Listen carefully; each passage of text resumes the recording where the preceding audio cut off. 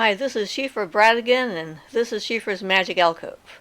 So, one of you wrote in with some concerns and a request to talk about breaking curses, and the curse that symptoms that they described were pretty severe. So, I've done what I can and done a little bit of research to come up with some ideas for everybody, anybody, whoever is maybe thinking that this might have happened to them. And I thought that I would approach it from several levels. First, from the personal healing kind of approach, so that you have that available to you. And then from the breaking of the hex or the curse or the evil eye, from fairly simple to more complex. So we'll see how this goes. And all of the ones I'm talking about today come from that book, The Element Encyclopedia of 5,000 Spells, that's compiled by Judica Isles, or Ills. I'm not sure exactly how to pronounce her name. But I wanted to make sure that the book got credit for it. It's set up in such a way that you can look these things up, and they're from a lot of different backgrounds. Some are from hoodoo type of stuff. Some is from shamanic style traditions and so forth. So I picked ones that I might be interested in trying myself. um, so one of the techniques that people use for both healing and for drawing things out of the body that might be of magical nature is eggs.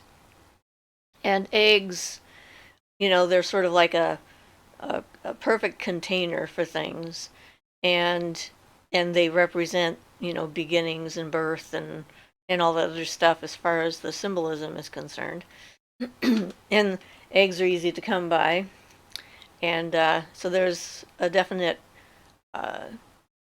whole series of things that you can do trying them out with eggs.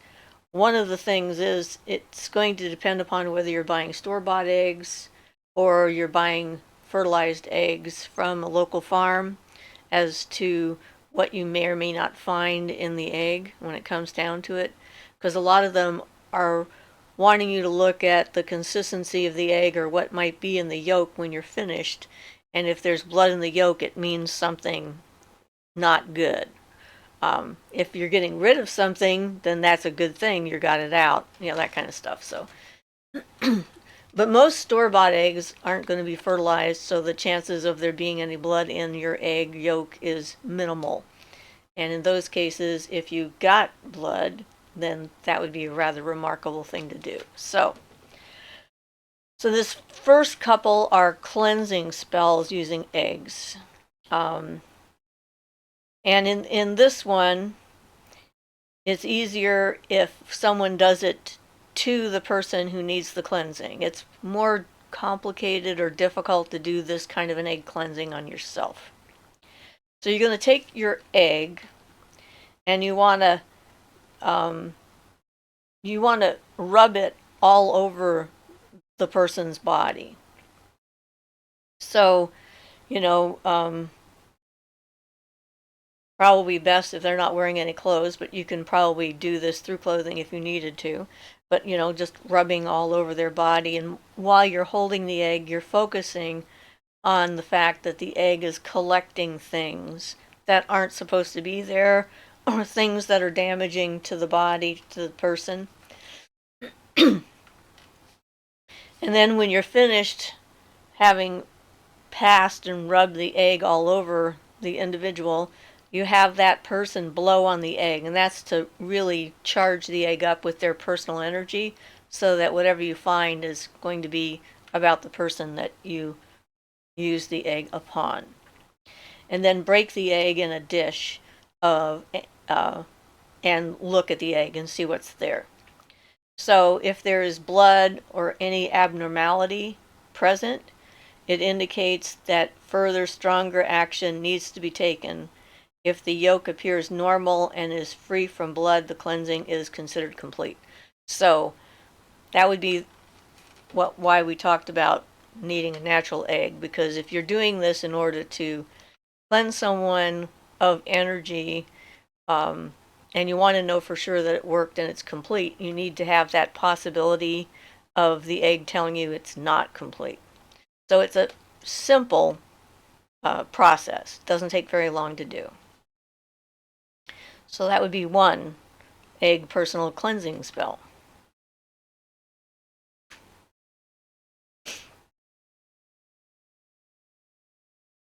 So here is a different egg personal cleansing spell. And again, you're going to use an egg and slowly pass the egg all over the person's body. So they start off the same. Instead of just breaking the egg open, you break it into a bowl of water.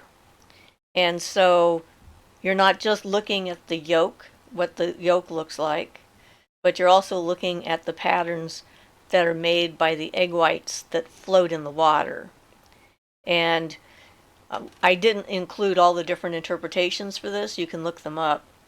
But there are different interpretations for what the whites do, whether it has bubbles in it, whether it's cloudy or clear or shaped or what have you. It's the divination technique, and as with most divination techniques, personal interpretation is a part of the process. But this is to get information on what's happening to the person. So if you suspect that something is wrong, but you're not sure what it is, and the usual avenues of inquiry haven't worked for you, then you can use this technique to see if you can gain further information and insight into what could be going on and what steps to take next. So that would be that.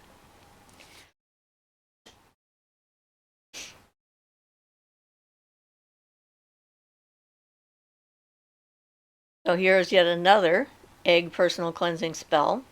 And eggs are believed to be very absorbent. And because of this, they're able to remove and eliminate all sorts of negative energy and spiritual debris from a person. So in this one, again, you're using one egg over the entire body.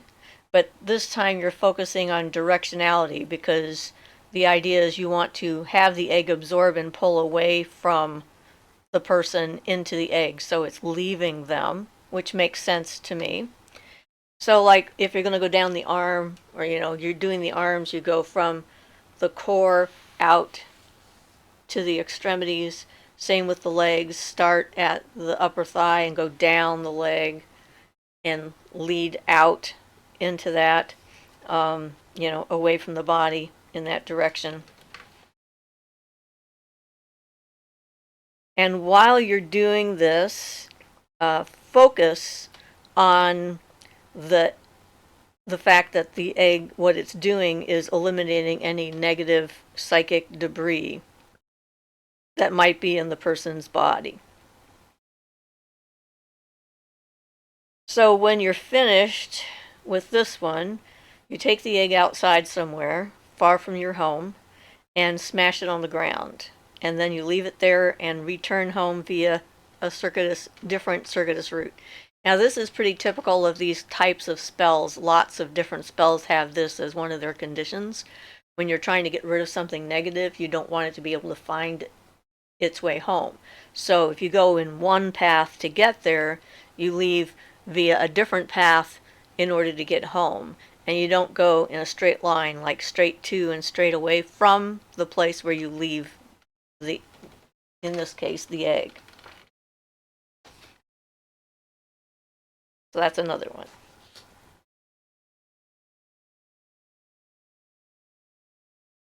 And so here is a little bit more along the same lines. This is still a cleansing spell, and using the eggs to do that. And this is a little bit more focused. Each one of them is slightly a little bit more focused. I think I put them in that order at any rate. And it says that this is meant to follow an experience or encounter that leaves you feeling shaken, uneasy, or tainted. So something happens and you're feeling really off. You have a really horrific nightmare perhaps, or some sense of foreboding or foreshadowing or whatever. So again, in this case, take off all of your clothing. And this is the same instruction as the last one, where you're rubbing the egg, working all over your body, working outwards from the shoulders out to the fingers, from the thighs down to your toes. And you need to also have a bunch of parsley for this. So after you use the egg to do this, the same thing that you did in the one previous, then you take the parsley and rub it all over your body. And that helps to get the rest of the stuff out. And parsley, it's known for cleansing your breath and making things smell better and that kind of stuff. It's also a pretty powerful diuretic.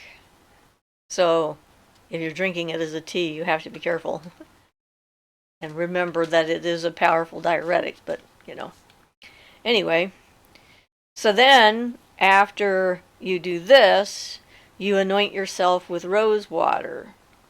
So if you have lots of rose water for some reason, well, let's say you have a rose garden and you have lots and lots of rose petals, then you can take those petals and put them in the bathtub to make your own rose water, and then get in the water and roll around in it, cover the front, cover the back.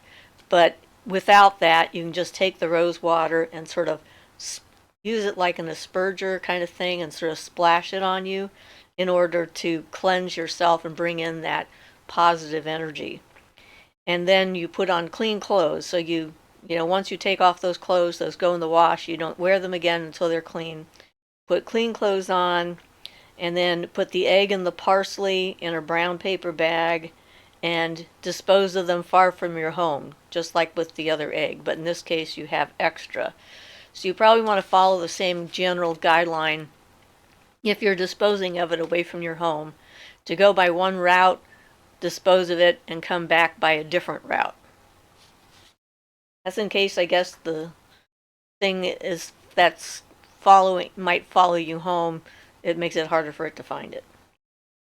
So now we're going to see at using eggs for more targeted releasing, in this case, the evil eye removal egg spell. So the evil eye removal egg. Pass one egg around the affected person 3 times. So again, the person who has the issue is standing there focusing, and someone else is doing this to them. You can probably figure out how to do this on your own, but it's easier if someone else is doing it to you, if you're the one who's being affected by some kind of negative energy. And so they take the egg and pass it around the affected person 3 times. So you're going to walk around them muttering blessings and sacred texts and maintaining defiance towards the evil eye. So whatever your tradition is, this one is easy to adapt to, because whatever those blessings, sacred texts, and so forth might be, will be what is important to you. So what makes sense to you. Things that you're drawn to, things you believe in, deities that you worship or work with, or what have you. Then take the egg outside, ideally off your property again, and smash it on the ground. And look and check for signs of blood. If any appear, then you need to do more than just the egg.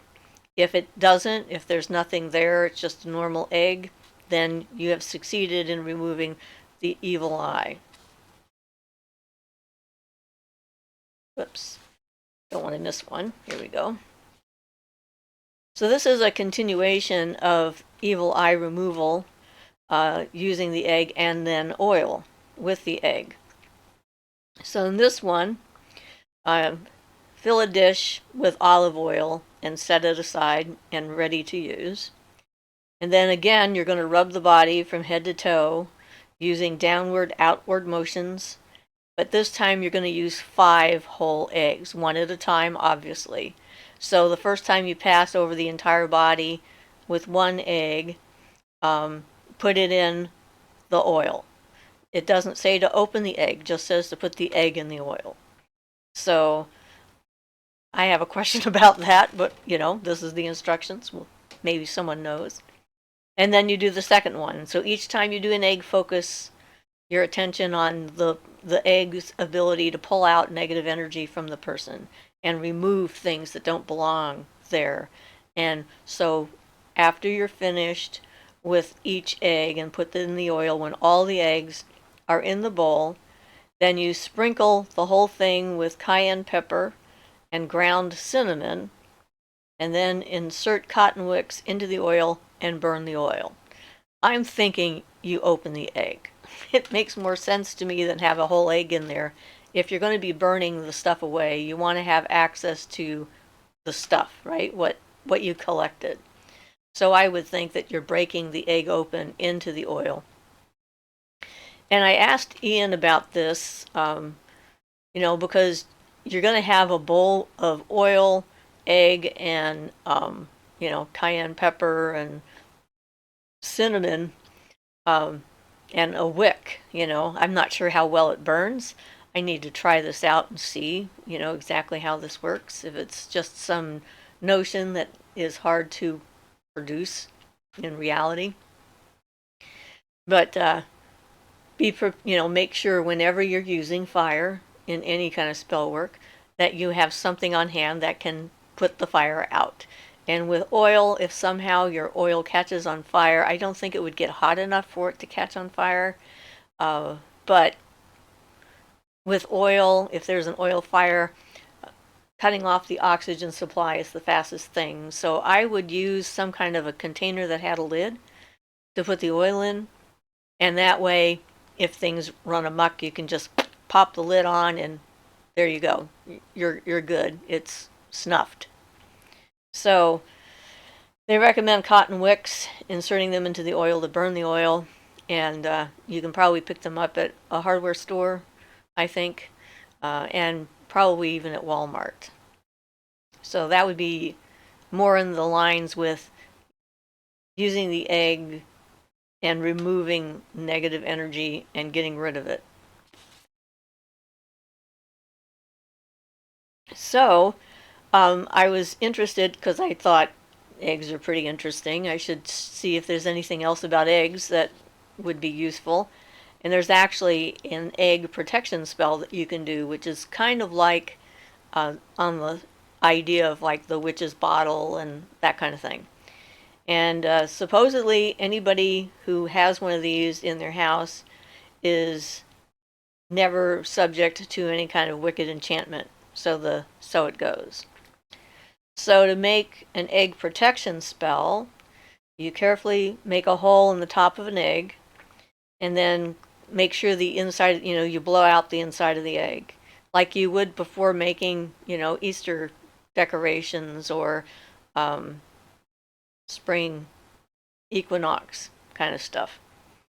And make sure it gets all clean on the inside. Let it drain and dry it out. You want to make sure that the egg is completely dry before you start adding anything to it.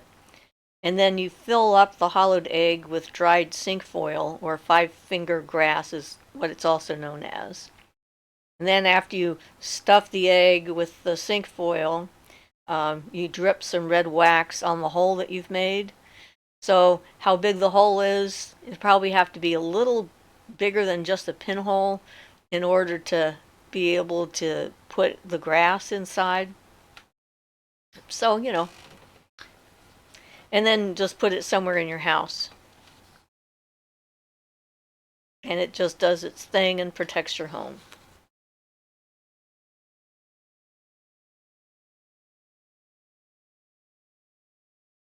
So here's a slightly different style. This is based more on native kind of ritual. They call it shamanic ritual, but Native American would certainly be probably more accurate than that. And again, someone has to do this to the afflicted person.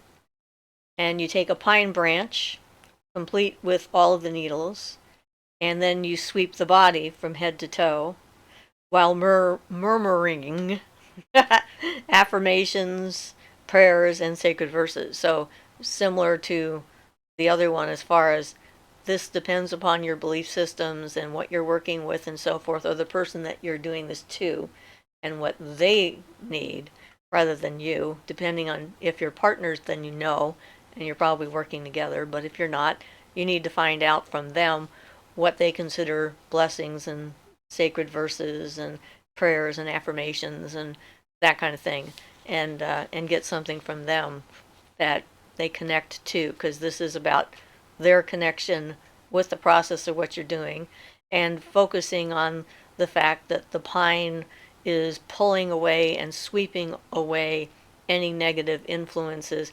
I would want to do this either outdoors, although depending on the weather that could be difficult, or at least close to a door or a window that you can open, so that when you're finished with that, you can sweep it not just away from the body, and off the body, but out the window, out the door, and then take the branch outside, and they don't actually specify what to do with the branch, but since it's um, sort of a Native American kind of style, I would think that putting the branch somewhere outside on the ground and giving it back to the earth to finish cleansing would be an appropriate thing to do. You probably wouldn't want to use that for anything else, like decorating your door, for example. Just like use it for this only, and then let the earth take it back. So that would be another one.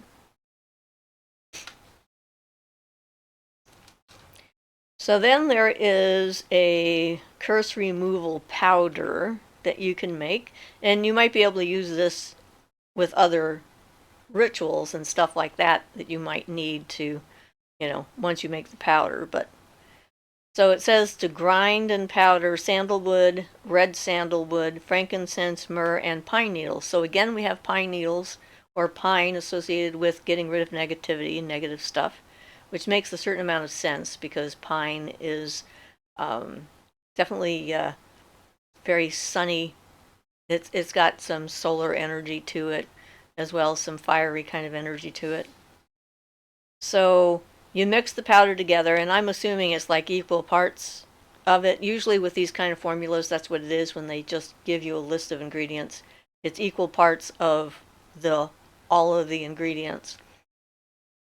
And then you burn the resulting powder that you have on a lit charcoal, and waft the smoke as needed.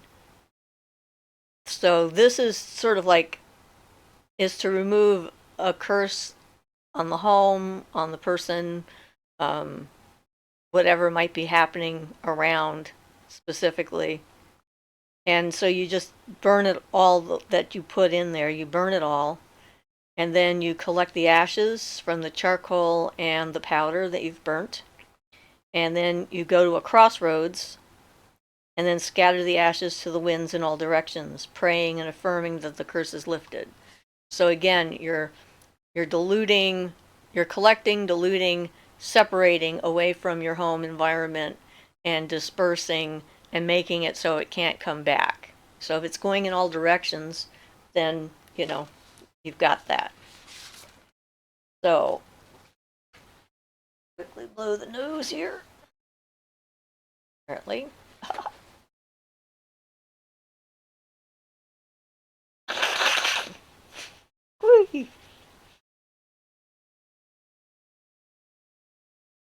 So those are all fairly simple to come up with ingredients for and to do, and they're not complex.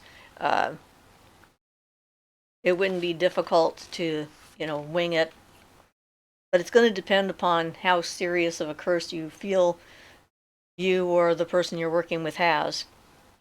So now we're going to get into some of the more complex ways of doing this. So this is what's called a coffin spell, and actually Ian and I did several of these style of things, and it seemed to help with the stuff that we had going on.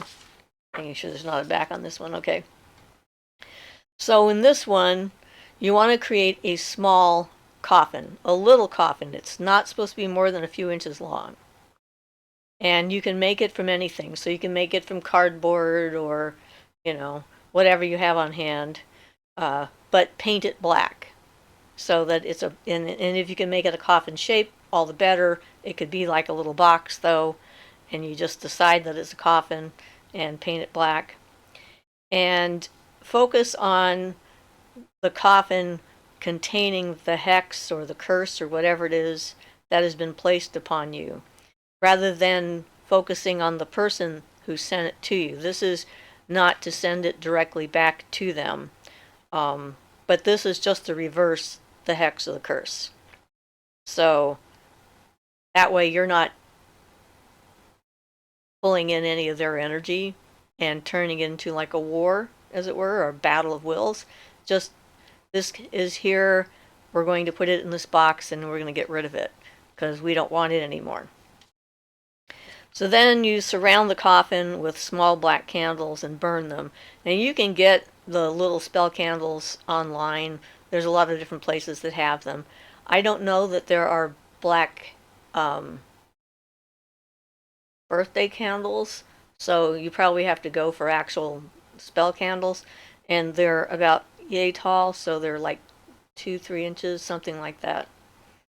So they don't take too long to burn. It doesn't say how many. It just says with small black candles and burn them. So you want to, if you're going to surround it, you'll need one at the head, one at the feet, and at least one on either side. So a minimum of 4, but you could have 2 on either side, so maybe 6. Or if you like the number 5 better for its protective properties as the number for Mars and for the pentagram, you could just put them around that way and space them around it. So you burn the candles and visualize that your hex, your misfortune, and your sorrow is burning away with the candles. And when all of the candles have burned out, you wrap up the coffin together with any waxed remnants. So you don't want to leave any wax anywhere because it's going to be charged up with the negative energy you're getting rid of. And put it all together in a red or a black cloth. And when you're putting together a package like this of stuff that you're trying to get rid of, when you're folding the cloth, you fold it away from you. So you would, have the stuff on the cloth and then fold it like this, and then turn it, fold it like that, turn it, fold it like that, turn it, fold it like that. So you're always folding away from you. And that's another energetic. There's a reason for that, because you're getting rid of it. You don't want to pull it towards you, even accidentally. So always fold away. And in any of those types of spells, that's what you would do. If you're using cloth and you're trying to eliminate something, you want to fold it away from your body. And then, of course, after you get it ready, then you bury or dispose of the spell remnants at a crossroads or a cemetery, or you can cremate it if you wish. And if you're going to cremate it, then I would do like they did with the other one. I would take the ashes from the cremation and go to a crossroads and let the wind, blow it into the wind away from your house in all 4 directions or what have you, so that it's confused as to which way it went. So that would be that one. So this one here, the next couple of ones actually have to do with making a poppet or a doll. Doll hex removal spell. And so you make a doll to represent you. Now, this one doesn't specify what kind of fabric or anything, but I would do a natural fabric, some kind of cotton. The next one I think has flannel or something like that in it. So, just you don't want to make it too gigantic, but you want to have it big enough. And then after you make the doll, pin a name tag on the front and the back of the doll, so that if anything looks at this figure, humanish looking figure, it has your name on it. And so this is a method of identifying the doll between the worlds as you. It's a associative magic, which is what most of this stuff is. Or sympathetic magic. You're taking something that's similar to something else, and you're using the similarities between the thing that you're wanting to affect and the thing that you're using to affect it in order to link them mentally and magically through the worlds so that it becomes what it, so what you do to the one, you do to the other, which is sort of the theory behind all kinds of poppets, whether it's one to help someone who's going through a difficult time to give them strength and healing, or prosperity or whatever, or whether it's the more negative kind of stuff where you're trying to cause harm to someone. Something I tend to not do at all, but some people will and do. So you're identifying it with a name tag on the front and the back, and then you blend equal parts of Four Thieves vinegar and either spring or some other magically charged water. So this would actually be a good use for moon water, I would think. But you can charge up your own water just by holding it in your hand and focusing your energy on it and blowing on it and making it holy water. So you can use that as well. Now for the recipe for Four Thieves vinegar, I did an entire video on Four Thieves vinegar with the witch's bottle that I did. So I would look that one up if you want to make your own Four Thieves vinegar. And there's plenty of sources around to buy it if you want to, but it's pretty easy to make on your own.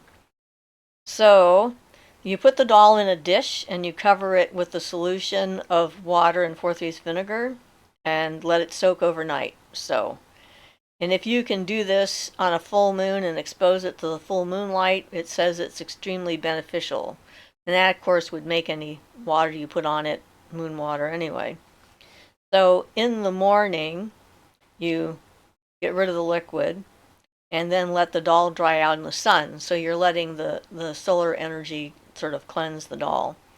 When the doll is dry, you place it on a white cloth, and then you pour uncrossing oil or similar types of oil over the doll. So I actually wrote down the recipe for uncrossing oil if you wanted to make your own, so I'll insert that here. You need essential oil of hyssop, angelica, and frankincense, a pinch of sea salt, black pepper, and cayenne pepper, a sprig of rue, a sliver of fresh garlic, and a section of broken chain. So like a chain from an old necklace or something that broke. That's one of the main ingredients of it. And then you add the ingredients to a bottle filled with blended castor oil and jojoba oil. The crucial ingredients, the most important ingredients, are the hyssop and the chain. So if you had nothing else, you could use that. And then you add the other ingredients that we've listed as desired. And you can get essential oil of angelica. It has photosensitizing properties, so if it's worn on the body, avoid exposure to the sun. There's a lot of things that can make you burn easily if they're exposed to the sun.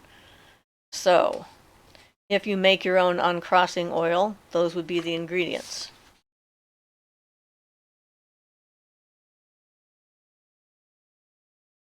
So we've done that. Pour the uncrossing oil or similar over the doll, and then wrap it up in the cloth, folding away from you, again, as before.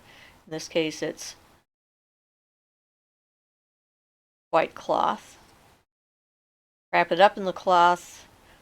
Bury the doll in the ground, chanting throughout the burial, "Here I lie, the curse on me dies." The spell should leave you and settle into the ground with the doll.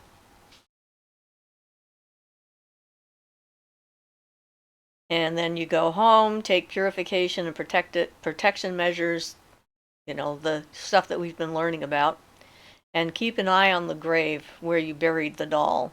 Don't dig it up, but You can go back to it and you can either put a protective plant over it, like nettles or cactus, or you can feed it weekly with the uncrossing oil, black cat oil, menstrual blood, and or urine.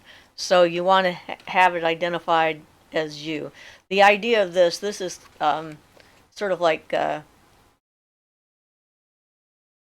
trick the universe into sending the energy the other person is sending your way to a substitute you that is now lying somewhere else away from where you are.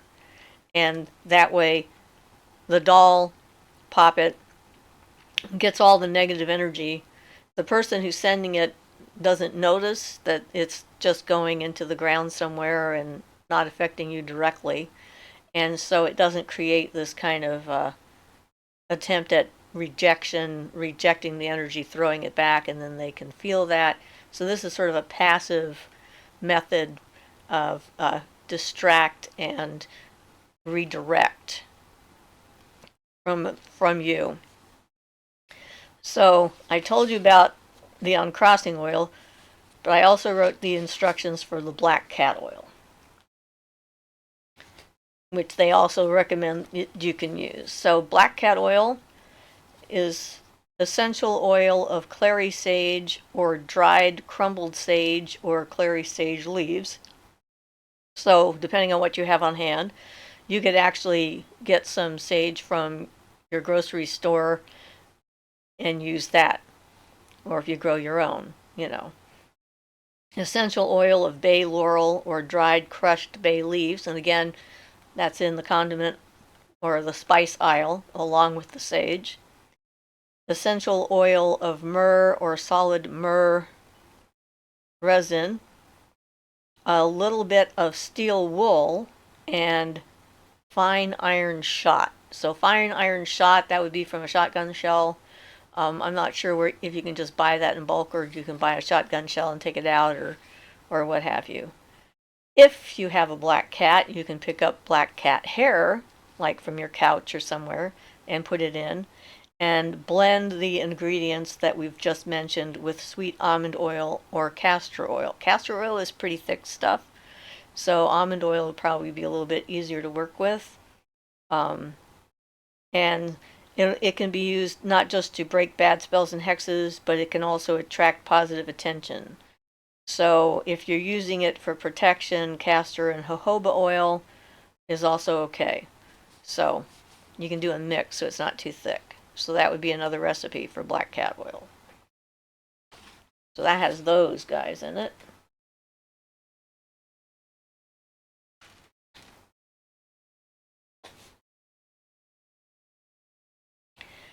Now this one here is another doll hex breaking spell, but this one returns it to the person who sent it to you. So you have to consider all the different potential consequences of doing these things and what you're willing, and able and need to do. So for this one, you need 2 pieces of red flannel, stinging nettles for stuffing. Now, I buy dried nettles at the health food store, so I don't think you have to have fresh nettles. If you're using fresh nettles, though, you've got to wear gloves because they're not kidding when they say they're stinging. White paper, gloves in case you need to use them, pen, needle, thread, pins, and scissors. So, sewing kit. So you pin one piece of cloth atop the other and draw a simple outline of a human body. You're basically making a poppet. And this is on the 2 pieces of red flannel. And you cut out the 2 figures. Then you're going to sew the pieces together, leave the head open. That's how usually I make them because it's easier to stuff from the top. And then you can stuff the legs and the arms and so forth and get it all in there and then, cover it up. You don't put any features on it or identifiers, so you're not going to put your name tag on this one or sew your name on it or sew the other person's name on it that you suspect has been, harassing you magically. But this is specifically returning to senders. So whoever, if you know who the person is or not, this will work to send this directly back to the person who did it to you. And then you stuff it with the stinging nettles, sew it up, and then write return to sender on a tiny piece of paper and pin it to the poppet. So, and then you talk to the doll and tell it what its job is. So you want to make sure that it knows why you made it, what the purpose is, what it's supposed to accomplish, that it's taking any curse or hex or negative energy that has been sent to you and sending it directly back to the individual who sent it to you in the first place. And because it belongs to them and you're rejecting their energy, you're rejecting the whole process, you're not going to participate in it at all, and that's what you're up to. So when you're finished, you can either take it to the trash can a distance from your home, so like someone else's trash can. Try to do that on trash can day so they don't look in their trash can and wonder what the heck is this weird red doll doing in my trash can. You might want to put it in another baggie, like a paper bag or something, and hide it so it's not immediately observable if you're going to use someone else's trash can. Or again, go one way to throw it in the garbage and then come back a different route to get back to your house. Or you can leave it in the center of a four-way crossroads, not too close to your home. Now, I'm not sure how many four-way crossroads there are where you could actually put a poppet and not have it discovered. I mean, nowadays we've got concrete everywhere and asphalt everywhere, and most four-way crossroads are actually, streets. Unless you live somewhere out in the woods and you know that there's these two different little roads are going to meet together, and you can leave it in the middle. So I'm thinking throwing it in the garbage is probably your best bet, or finding somewhere to bury it far from home. I think the graveyard idea would work for this one as well. Not sure how people in the graves feel about having curses buried in their property, but it's a pretty typical hoodoo kind of thing to do. That and the dead are sort of be protective of you in that sense. So that would be a more complicated but definitely returning it to the person who did it. So they're going to be getting their karma when it comes to that. I don't remember why I needed the Van oil because it didn't show up on any of my cards when I was doing the research. But I want to talk in general at this point. Those are all the spells that I found on hand in my house that you might be able to use to help you with that. And you can certainly do research on the internet and see what else you can find. But if you think, if you believe that you or someone you know has been magically attacked, the first thing you want to do is sort of kind of go through your life and your experiences and things like that and see, do you know someone that you feel is magically competent enough to do a curse? Are they angry with you? Is there some sort of slight, imagined or not, between the two of you that would be a reason why they did it? Or if they're just a vindictive kind of person and they like to do this to people, anyone they meet that makes them mad, or is there something else going on in your life, and no matter what the answers are to that, even if you have been cursed, there's always your own stuff that you can deal with and make it so that these things don't get a hold of you. Because in order to accept that kind of energy from someone else, there's a few things that have to happen. First, you have to actually, on some level, believe you deserve it. That, that this is, even if you don't believe you deserve it on a conscious level, there's a part of you that has accepted the idea that it's real and it can happen to you, and usually that's because you think you've done something that you don't deserve to be happy or, unattacked by other people or something like that. So doing, counseling and whatnot, figuring out what your own issues might be, clearing your own energy field out, because a lot of these things can't really take a hold if you are together. I actually had a former coven mate decide after she left. She went crazy. She actually had a psychotic break, and I was standing in my living room, actually between the living room and the kitchen, and all of a sudden I felt this, like this pressure kind of thing. Somebody was like wrapping me up in something, and I immediately knew that I could tell it was her, and that she was casting a binding spell on me, thinking I was going to attack her, so she was doing it to protect herself. And all I had to do was just go like that, and it was done. It wasn't there anymore. Because really, with that kind of a thing, the universe has to be on board with it too on some level. It's like, and there's no reason for someone to bind me because I'm not running around attacking people. And I'm not going to put up with that stuff. It's just not okay. When I was doing my reading and research, I did discover that selenite seems to be a universal thing that they recommend for helping to clear yourself out of negative energy, including curses and hexes and that kind of thing. So you can follow up one of the egg cleansing protection spells or whatever with a piece of selenite and do a similar thing around your body, and just rub the selenite all over in order to eradicate any negative energy that might be there.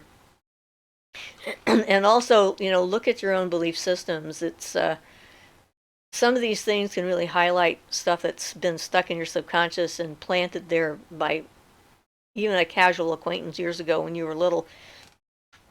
That can make you vulnerable to this kind of thinking and belief that this harm is coming your way. A lot of the voodoo spells depend upon the person who's being cursed knowing that they're cursed, and then their fear, anxiety, and apprehension and all this other stuff actually is the engine for the curse. It keeps it going, it feeds it, and it builds upon itself that way.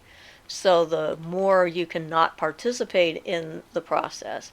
And then the other thing is just because life is throwing you a curveball and is difficult, and things aren't going your way, doesn't mean that someone has cursed you. This is sort of an extreme magical level of attack that, generally speaking, most people either aren't up to or competent enough to do or mean enough to do, one hopes.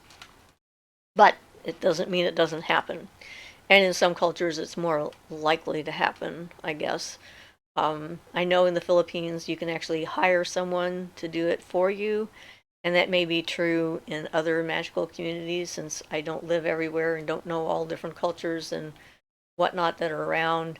And there are certainly plenty of psychopaths and sociopaths and unethical individuals out there that wouldn't mind taking your money to do something mean to somebody else and feel good about it. I don't know. I don't see the point, personally. I figure we have enough stuff to deal with on our own, and making our own lives work and that sort of stuff. We don't need that. Then the other thing, though, too, is once you get rid of this, the magical protections, and you can watch the psychic self-defense, you can learn about how to cast a circle, putting stones, the mirror box spell. Although in this list I didn't mention the mirror spells are actually one of the more common ones as well, where you just take a mirror and put it in, and then put the name of the person you believe is attacking you. That's to reflect it back to them. Or you could take one of those poppets and put it in there to reflect it back to the poppet. And the mirror box spell, which we have on one of our videos, is certainly one of the things that will work for somebody who's doing something they're not supposed to you. And if you're wrong about who's doing it, then you're giving them actually good luck, not bad. So at least that's how I look at it. It depends on how you choose to look at what you're doing and how your energy works. I consider the mirror box spell basically free of karmic rebound, if that's what you want to call it, because the engine of the spell is completely in the hands of the person who is in it, in the box. They put out positive energy comes back. They put out negative energy comes back. And since that's the way reality works anyway, this just sort of speeds up the results, so it's easier for them to identify what part their own actions might have to play in their consequences. So they might learn. You never know. But even that, I don't use that one very often. I've only used it a couple of times. And only because I thought it was something where, the community was in danger by this individual, and I was doing it to help the community or a person who might be at risk, their life might be at risk. So, hopefully this covers some of those concerns, and gives you at least a platform from which to jump from, and we can talk more about it on the live show on Sunday, unless you all watch the Super Bowl, in which case it'll be a quiet show. So anyway, this is Siofra Bradigan, and this has been Siofra's Magic Alcove. Blessed be.